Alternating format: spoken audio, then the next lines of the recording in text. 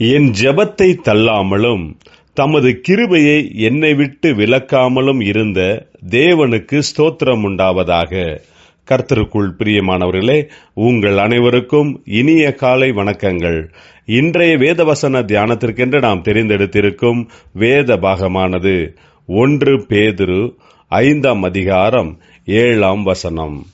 அவர் உங்களை விசாரிக்கிறவரானபடியால் உங்கள் கவலைகளை எல்லாம் அவர் மேல் வைத்து விடுங்கள். பிரியமானவர்களே, இன்றைய வேத தியானத்தின் தலைப்பு கர்த்தர் நம்மை விசாரிக்கிறவர் என்பதே.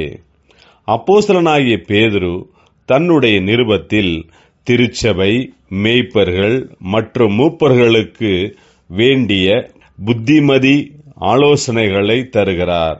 திருச்சபைக்கு மாதிரியாக இருப்பவர்கள், சபையை நடத்துகிற மேய்ப்பர்கள் எப்படியாக நடந்து கொள்ள வேண்டும், முன்மாதிரியாக இருக்க வேண்டும் என்கிறார்.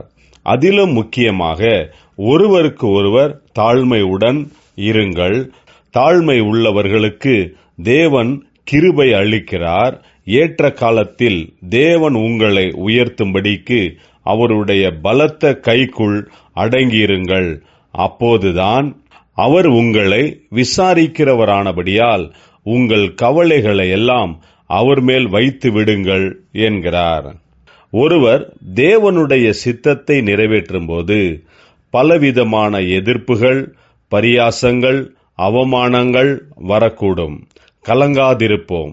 கர்த்தர் தாமே நம்மை விசாரிக்கிறவரும், நமக்காக சிந்திக்கிறவரும், நமக்கு உதவி செய்கிறவருமாயிருக்கிறார். நாம் கவலைப்படுவதினால் எதையும் சாதித்துவிட முடியாது. கர்த்தரே நம்மை குறித்து சிந்திக்கிறவராயிருந்து நம்மை உயர்ந்த நிலைக்கு கொண்டு வருவார். ஆகையால் நாம் கர்த்தர் மேல் விசுவாசம் உள்ளவர்களாக அவருடைய ஊழியத்திற்கு நம்மை முழுமையாக ஒப்பு கொடுத்து கர்த்தருக்கு முன்பாக தாழ்மையுடன் இருப்போமாக. அப்போதுதான் கர்த்தர் நம் மூலமாக கிரியை செய்வார், ஆசீர்வதிப்பார், உயர்த்துவார். கர்த்தரையே விசுவாசிப்போம், அவரே நம்மை உயர்த்துவார். ஜெபிப்போம். ஜீவனுள்ள தேவனே, உம்முடைய கிருபையினால் எங்களுக்கு நீர் கொடுத்திருக்கும் எல்லா வரங்களுக்காக ஸ்தோத்திரம். நாங்கள் உம்முடைய பலத்த கரங்களுக்குள் அடங்கியிருக்கும்படியாக எங்களை பலப்படுத்தும், ஆசீர்வதியும். இயேசு கிறிஸ்துவின் நாமத்தில் ஜெபிக்கிறோம் நல்ல பிதாவே, ஆமேன்.